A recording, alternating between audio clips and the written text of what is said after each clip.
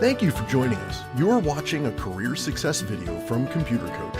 Computer Coach is a Tampa-based computer training center specializing in helping IT and business professionals add on the skills they need to reach their desired career goals. If you are job searching, in transition, or are looking for guidance, please feel free to reach out to us at www.computercoach.com.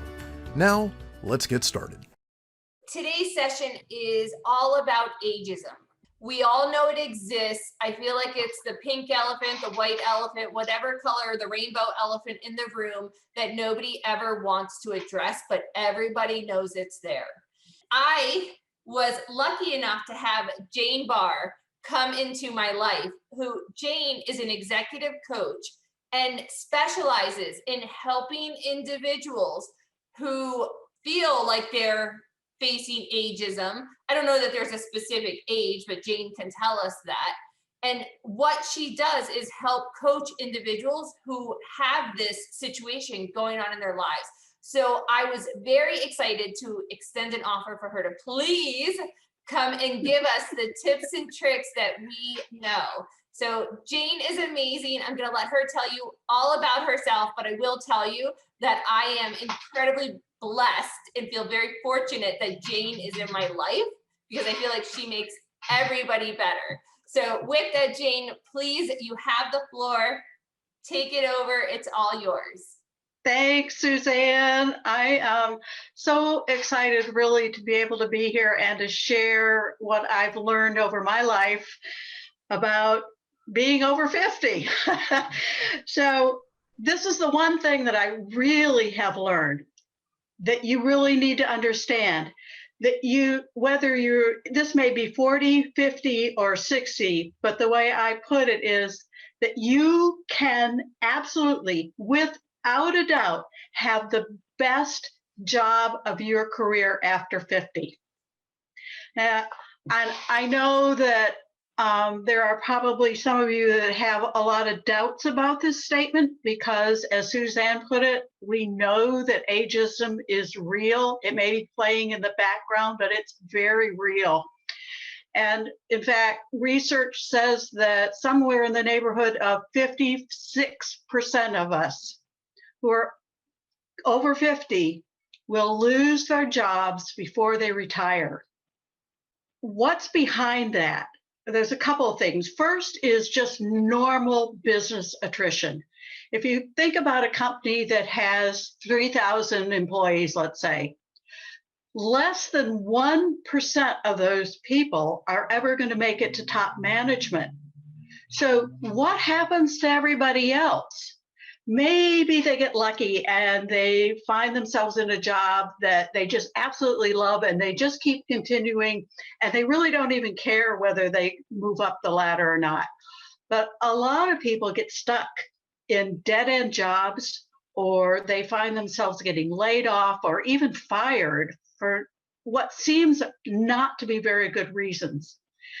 However, if we know that that's true, then when we start to see things like not getting involved in being invited to meetings, or not being given the training that other people are getting, or not getting the good projects, or not getting promoted, all those things are warning signs. And I think I had a conversation one time with Suzanne. We said 3 times. If you notice it happening 3 times, then you need to be the person that takes the initiative.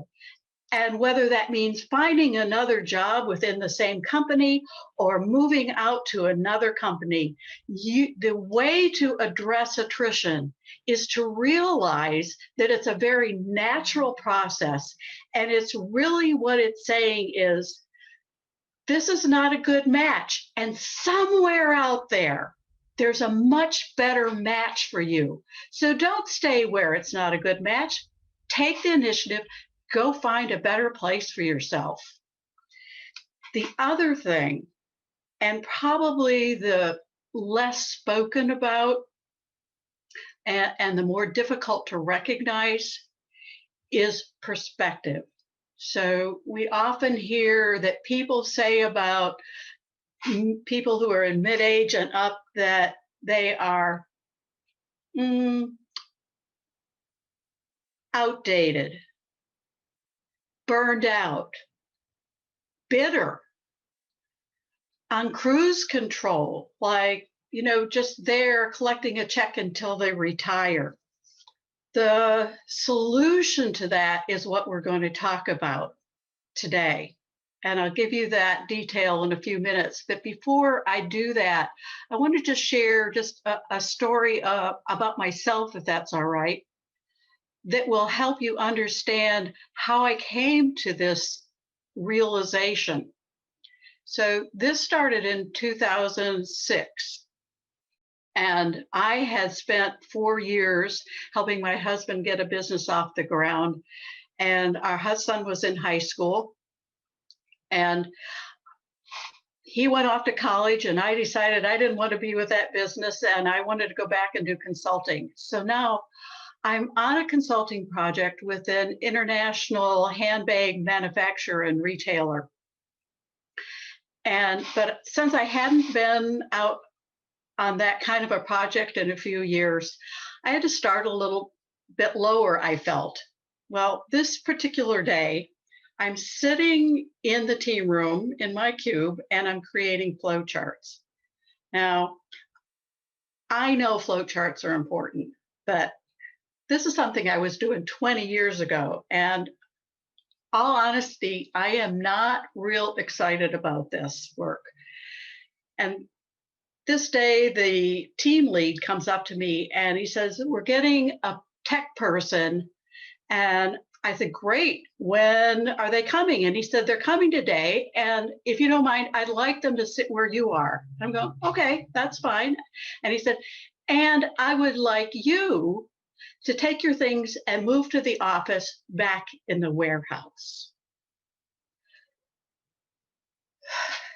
And I can still feel that.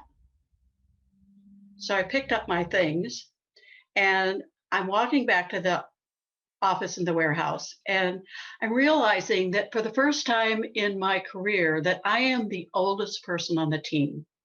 Usually I would be leading this, but now I've got a team lead who is 10 years younger than me. And I feel a little disconnected from these people, and this is not going to help. And then I'm walking through the cafeteria and I hear somebody laugh, and it triggers a thought that the only other person that is working in the office back in the warehouse is the guy that everybody has been laughing at. I'm going, "Oh my gosh, what does that say about me? Is everybody laughing at me?" And now I'm on the last hallway going down there, and I'm starting to get kind of angry. And I'll be honest, I don't know if I was more angry at the team lead for sending me back to that office, or at myself for getting myself in that situation to begin with. So I'm feeling rusty because I've been away from this. I feel like I'm disconnected. I haven't been connecting very well with the client because I feel rusty. It just wasn't working. And I have to realize, wait a minute, that's not his problem. That's my problem. And so as I got to the door of the warehouse office, I made a decision. And the decision was that I was not going to spend the rest of my career in that office making flowcharts. Was not happening. So I went and got help. Within 3 months, my career started to shift dramatically. And what happened was, the first thing I did was that I invited people into the warehouse office to use it as a war room, because it was a huge room with whiteboards all around it. And that started to change the dynamic between me and the rest of the team. The next thing I did was I started going into the meetings with our client and interacting with them more, having lunch with them, creating relationships. Shortly after that, they invited me to be a speaker on a national tour for that company. The next thing that happened was I went to a new project. And on that project, we were re-engineering all of the systems, and I was put in charge of a section of that project. The next project, which was about 2 years later, I was put in charge of the entire project, and I was making almost twice what I was making the first project. And honestly, I am not telling you this to brag. I'm telling you this because this is possible for anybody. If you understand what it is that you need to do in order to have a great job after 50 or 40 or 60. I always say you can be powerful at any age and you can have the best job of your career after 50 if you will take care of the following 3 things: your mindset, if you have the right strategy, and you're willing to market yourself in a way that feels comfortable and is a lot of fun. Now, before I go through all the details of this, I'm going to give you some background and examples for each of these. And I'll also give you some steps and exercises and tools. So I think about what we're doing today as sort of a do-it-yourself project, if that's who you are. And then at the end of each section, after mindset, strategy, and marketing, I'm going to stop and you can put your questions into the chat box. And I don't know how much time we'll have, but as long as we capture those, then at the end, we can have a conversation, answer all those questions, or as many as we can. And if we don't get to all of them, I promise, Girl Scouts honor, that I will answer all of them by email and get them out to you. At the end, I'll also give you a way to stay in touch or ask more questions if you want to in the future. In the words of one of my favorite cartoon characters, Mickey Mouse, great things are going to happen today. So let's get going. You can absolutely, positively have the best job of your career after 50. And the first thing you have to address is mindset. I think it's about 15 years ago, about the same time everything else was going on that I was talking about. I was in helping or assisting as a trainer for Dale Carnegie for leadership and communications. And that night, the instructor was a substitute and he hadn't arrived yet. And we were all sitting around talking. And all of a sudden, the door in the back of the room just flies open. And this guy comes running up to the front, jumps up on a chair, and they get everybody up. And we're doing exercises. And for the next 3 hours, the energy was just out of this world. It was just, everybody was having a good time and learning. It was honestly one of the best training sessions I've ever been in. The next week, the regular instructor was back, and he told us that this guy is 75. And everybody went, no way, no way. He acts more like 35 or 40. I mean, maybe he's a little older because he's got some graying hair, but no way, he's 75. What is it about somebody who's over 40, 50, 60? What is it that people say about us? Why don't we think that somebody can have that kind of energy and charisma? Well, this is what people say about us. They say that we're burnt out, we're bitter, and that we're inflexible and outdated, and we don't fit the culture anymore, and we have an entitlement mentality and low energy, and we're tired, and we're on cruise control, and we're just collecting a paycheck, and bottom line, we're disengaged. I want you to really think about this. Who would you hire if you could? You want somebody burned out or somebody who's really excited about life? Do you want somebody who's low energy or energized? I mean, it's almost like, duh. You don't even have to guess. It's the one on the right, obviously. So here's an exercise for you to help you sort of get an idea of where you are. right now. And you can take a pen and paper if you want to do this, or if it's easier and you don't have that and you just want to do it in your head, that's fine too. We'll do this several times. And here it is, I blank to work. And what I'm going to do is I'm going to give you a word to fill in each time. And then just off to the side, notice if this is true or false for you, or just notice how it feels to say this sentence. So the first one is, I have to work. I have to.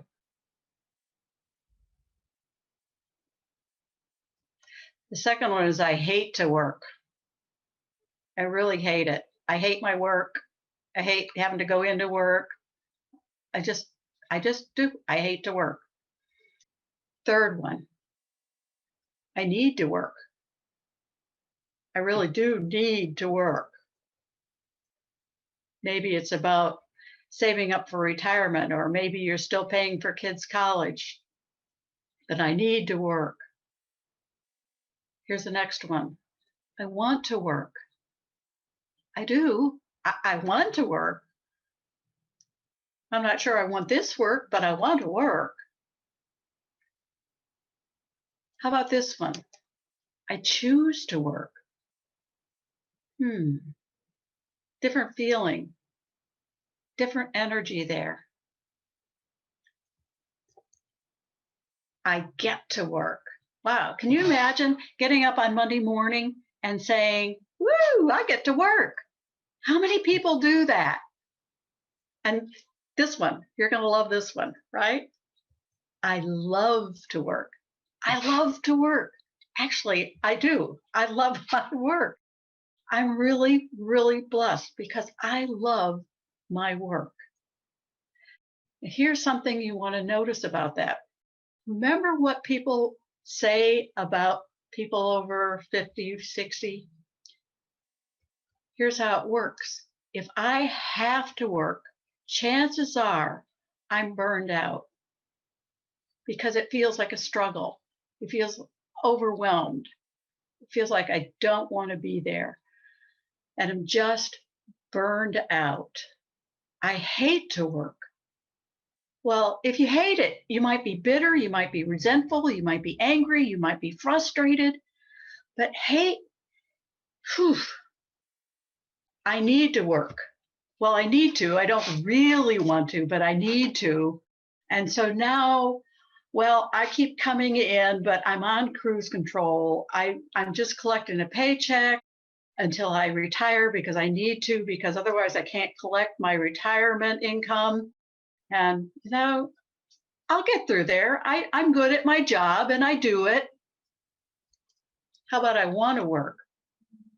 Well, I do want to, but yeah, I'm really not engaged. I'm just sort of doing it.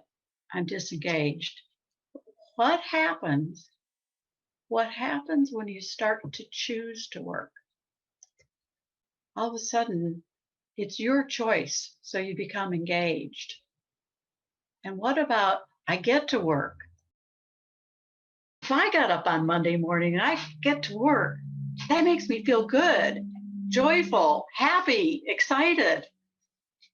And if I love to work, I am totally in love with what I do.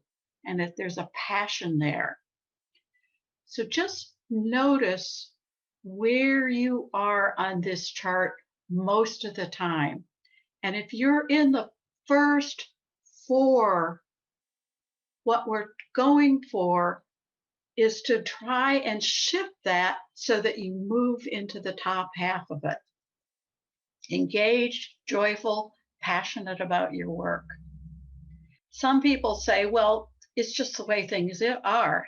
And what I'm going to tell you from my education and my experience with myself and my clients is that's not true. It's simply not true. Here's why. Einstein said that everything is energy. Well, what does that have to do with what we just went through? Here's what I want you to do. Right now, think about a time when you lost an opportunity for a big project, or a project really, maybe it went south, or maybe you didn't get the promotion you'd hoped for, or maybe you stopped getting invited into some of the meetings that you had before, so felt like you were no longer seated at the table. Just notice, really get a picture of that time in your mind. Maybe it was something personal, though, too. Maybe you lost a good friend or a family member. Notice how you feel. Notice what your body's doing. Notice your energy level. Notice how everything gets kind of quiet and low energy. Now flip that around and think of a day when everything went great. I mean, you got the project you wanted, this really exciting project, and then that project took off and it was great. And even though you had some bumps, it ended up wonderful and everybody was celebrating, and you got a promotion, and maybe you met personally, you met the person of your dreams. I don't know, something really wonderful happened that day. And notice what happens to your energy level. Notice that you start to get a little smile on your face, that your body starts to have some movement to it and energy to it. You feel like you're sort of lifting out of your chair instead of slumping down. You're up. That is a shift in energy that Einstein was talking about. You see, everything is energy. It's not just your chair or your body or the food you eat. Even our thoughts are energy. And here's 3 things you really want to notice for sure about this exercise. One is, do you think it would be more likely that you would get hired if you had really low energy or if you had high energy? Duh, high energy, right? Yeah. Number 2, notice that it was your thoughts that shifted your energy. Number 3, I asked you to change your thoughts, and you were able to do that just like that. No problem at all, which means that you are able at any given time to shift your thoughts, which will raise your energy and allow you to overcome the perceptions that people have about people who are over 40, 50, 60, whatever that number happens to be for you. The second piece that we want to look at today is strategy. Besides mindset, strategy is the biggest error that I see people make, and not just over 50. I see this in people who are 20 and 30-year-olds as well. When they're out job hunting and they're not being crystal clear about what they want from a job. And I will tell you that most of the people that I see, I'll look at their resume or I will look at their LinkedIn, and they've got everything they've ever done on that. And it's really oftentimes hard to tell what it is they want and who they are and why they want it, etc. And here's what happens. Let me give you an example. I was out looking for a white button-down shirt, woman's. So I put it in the internet and I got hundreds, literally hundreds of responses. And so I went back and I put in, okay, I want a white shirt, I want it buttoned down, I want it to have a collar, I want it to have short sleeves, I want it to be cotton or linen, I want it to be loose fitting so I can ride it when I'm out on my bike, and several other things. So now when I put all of those parameters in, what happens is I only get about 20 shirts back. That I can deal with. This is what's interesting. This is exactly what recruiters are doing. They are looking for people with very specific parameters. So it's critical, if we want a job that we want, that we be specific about what we want. I always ask my clients 4 questions, and I'm going to give these questions to you today. And the first question is, who am I? And when I say that, I'm saying you're not your label. You're not a product engineer. You may have the title of product engineer, scrum master, and network administrator, but that's not who you are. You're also not your certifications, and you're not what you do. Now, all of those things have to go on your resume and your LinkedIn and other places where you post. Maybe you have a website. Those kind of things need to be there. But this is what's interesting. If 2 people have similar skills and experience, how does a company decide who to hire? So what the list that you see up above, that will get you potentially in the door. What's going to get you past the door is who you are. Things like transparency, authenticity, collaboration, and I could go on. There's literally hundreds of different values, but understanding what you value, because if you value what the company values, it's going to be much better for the company and much better for you. You're going to enjoy your work more. Also, what are your personal characteristics? Are you a big picture person? Are you detail oriented? Are you creative? I have one client who was so frustrated in her job because people on her team really liked what she was doing. She's a project manager. She's extremely detail oriented, but the people up above her didn't care. And so she found that really frustrating. And when we went through this exercise and she realized what was really frustrating her, she was able to go out and then find a job where what she's good at is really highly respected. Who you are is a difference between being a commodity. So how many project managers are there out there in the world? Hundreds, thousands, tens of thousands? What's the difference between you and another project manager, engineer, scrum master, etc.? It's this question, who you are. Question number 2, what do I want now? I think it's time we admit that we're not 20 or 30 years old. I know I'm not. And I don't want what I wanted when I was 20 years old. When I was 20 years old, I just wanted a job. I just wanted to get ahead fast. I just wanted all these other things, I wanted recognition, blah, blah, blah, blah, blah. And I was just like, but I look at things differently now. I appreciate more critical thinking. I appreciate experience. I appreciate having work-life balance.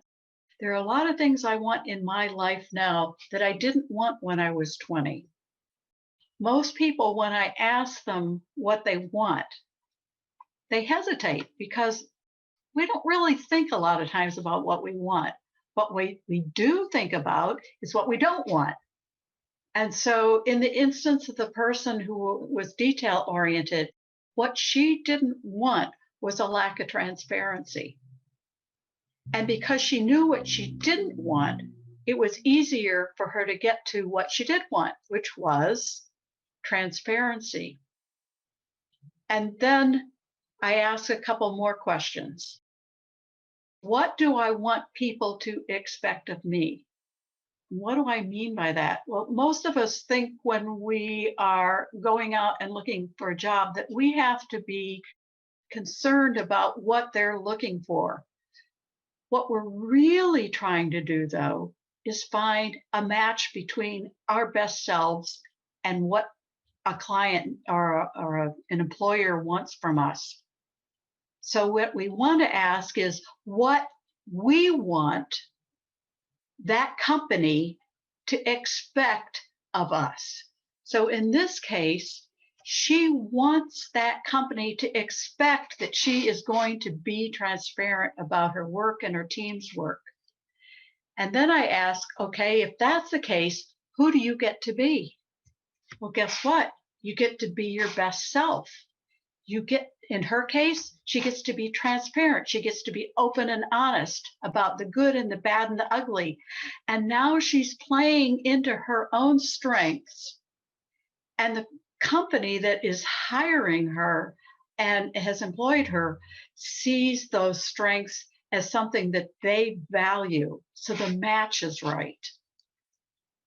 Number 3 question: how do I want to make an impact on the world?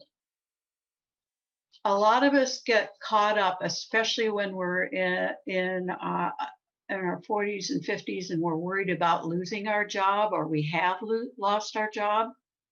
The first thing that we worry about is money.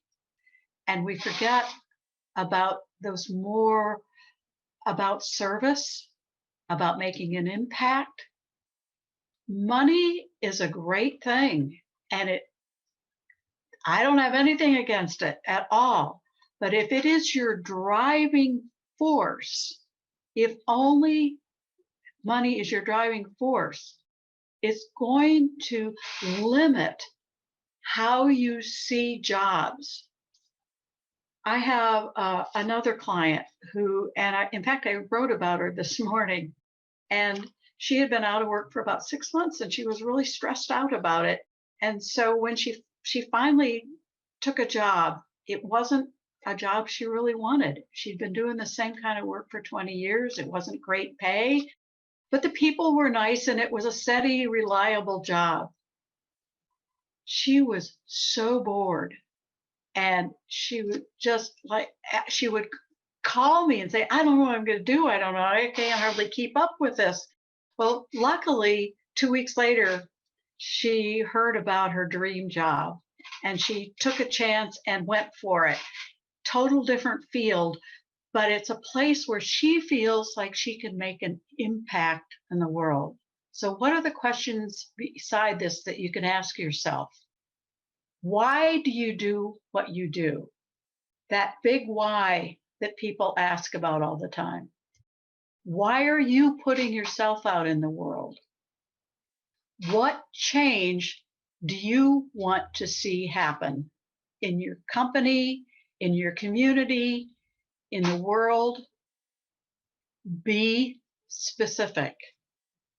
The first time I use this with most of my clients, and I call it the 7 layers of why, but the first time I heard about it was in the book called Millionaire Success Habits by Dean Graziosi. It's a book, I read a ton of books, but it's a book mostly about becoming a real estate magnate, which isn't what I wanted. But his idea that he'd gotten from a coach who'd gotten it from another coach, was about this 7 layers of why. And that is to ask yourself why you're doing what you're doing. And then ask yourself again and again and again until you get to the core reason that you're doing what you're doing. Because if you know that core, when things get difficult, and they do, then that will pull you along and give you the energy to keep going. And if you're out looking for jobs, it will help you to give you the enthusiasm that companies are looking for from you.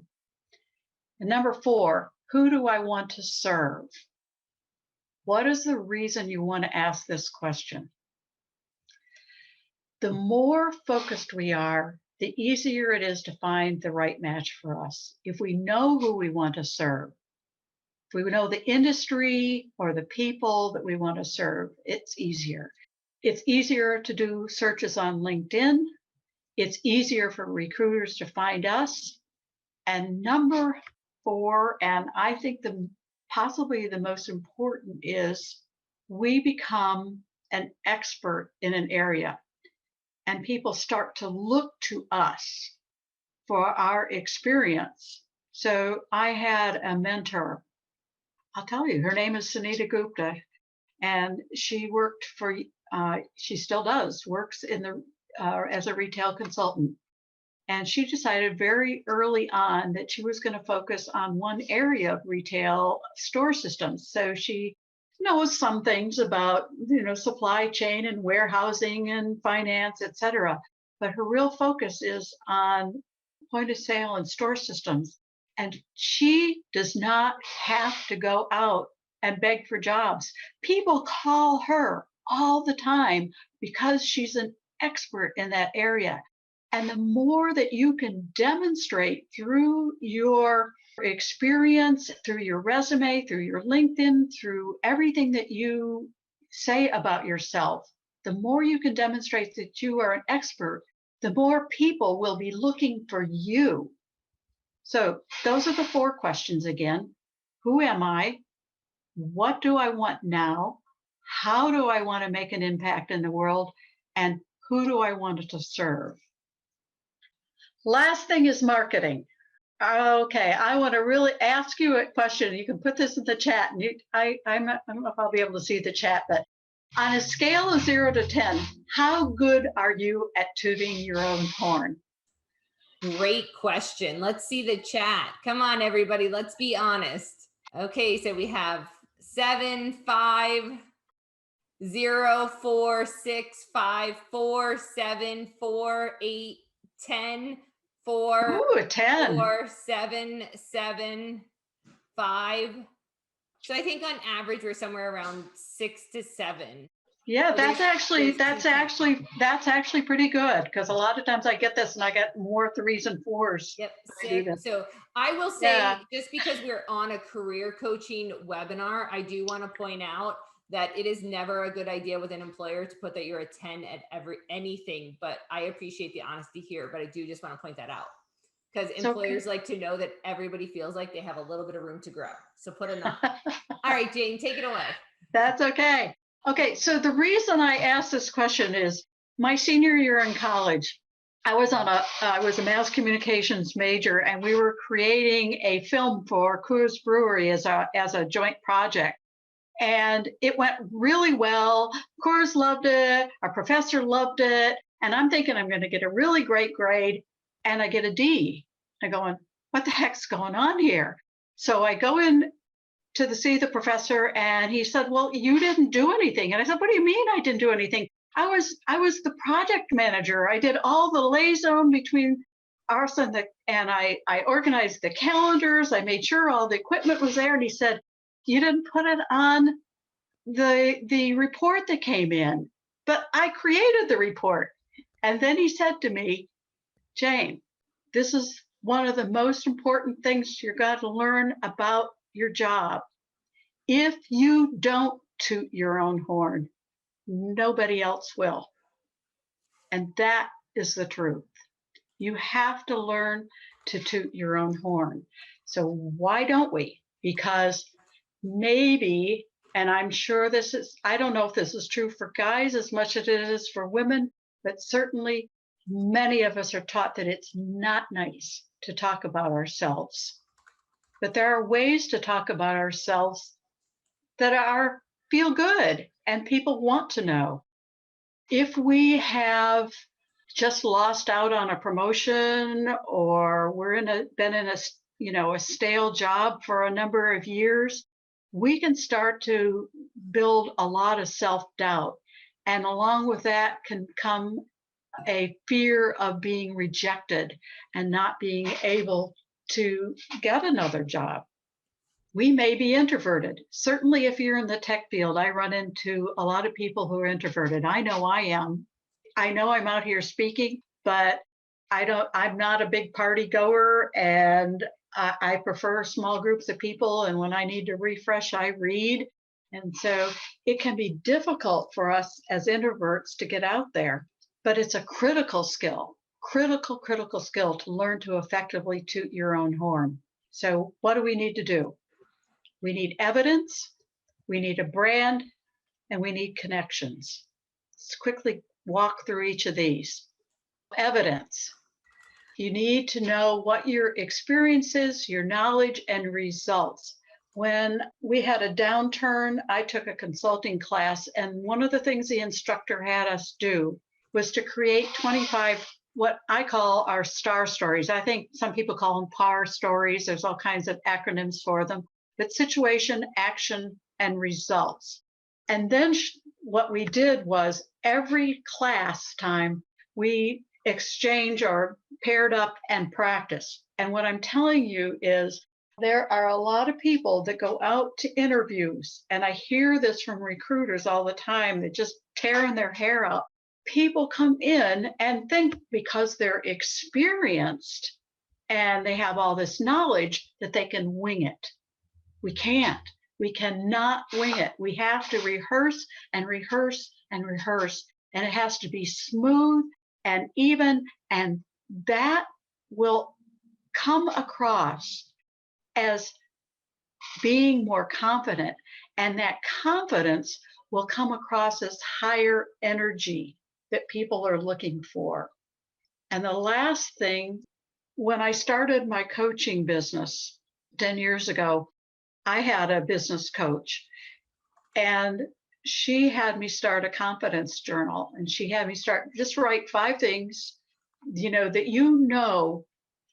that show you that you can be successful. Might it be something that happened in your past? It might be something that you did today, but write those down, read them, and every day add 1 or 2 to them. And then every day the next day, go back and read the whole list and keep adding. That alone will start to build your confidence and your evidence. Brand. Brand has to do with what impact you make, for whom and why. And that goes back to that whole work that we talked about during strategy, understanding what we do and why we do it.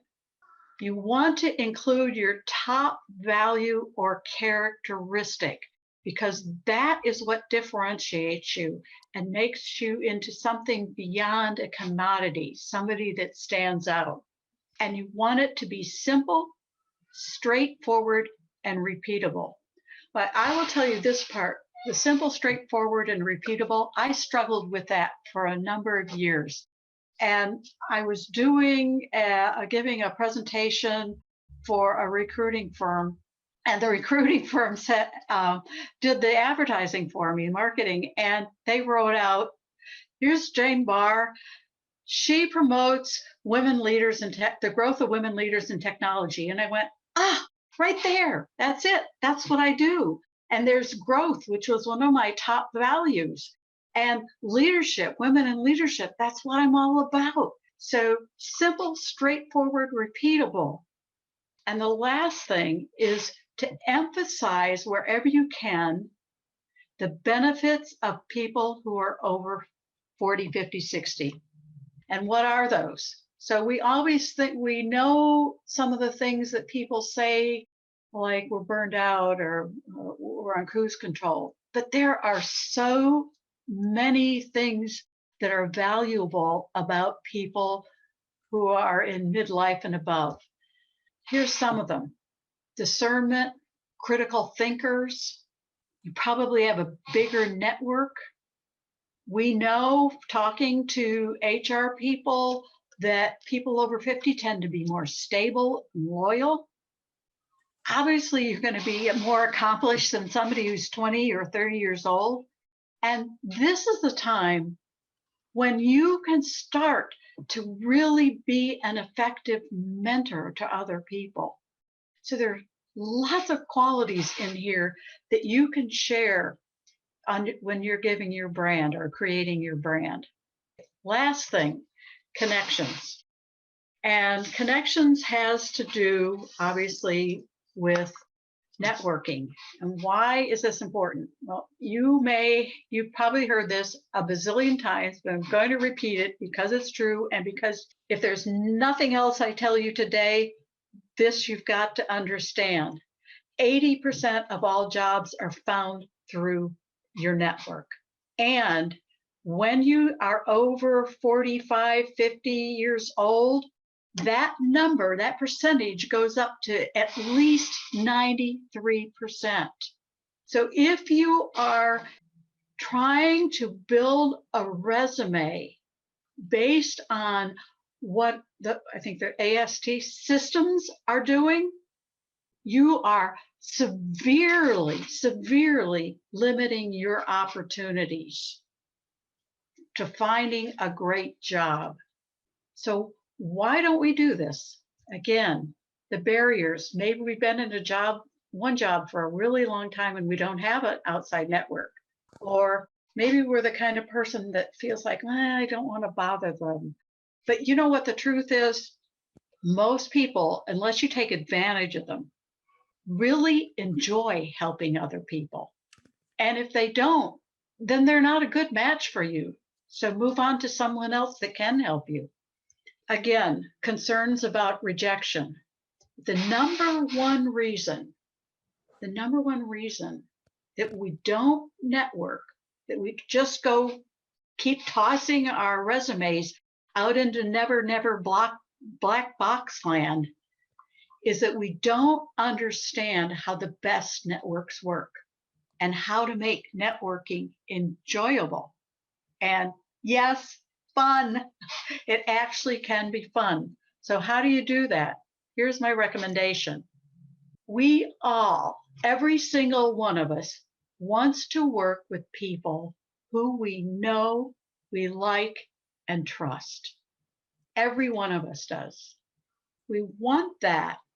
And if we have a network of people that we know, like, and trust, then those people may already be working for companies where you would want to work.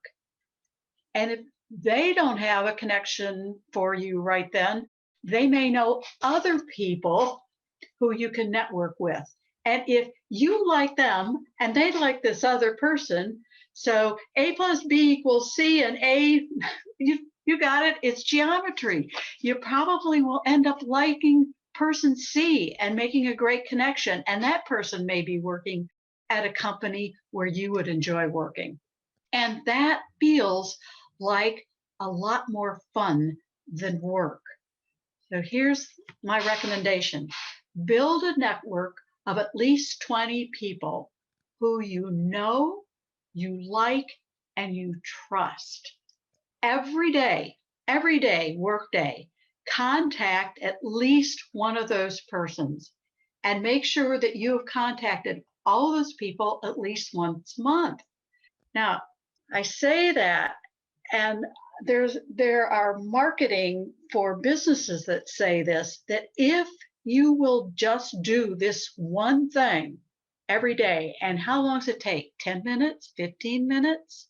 If you will contact that person, that is all the job marketing you ever need to do in your life. And I will honestly tell you, and this is not bragging, this is just what happened, I have never had a job that did not come through my personal network. Not one. And the way you do it is you be a friend. You be a friend. You see something that they'd be interested in, send it to them.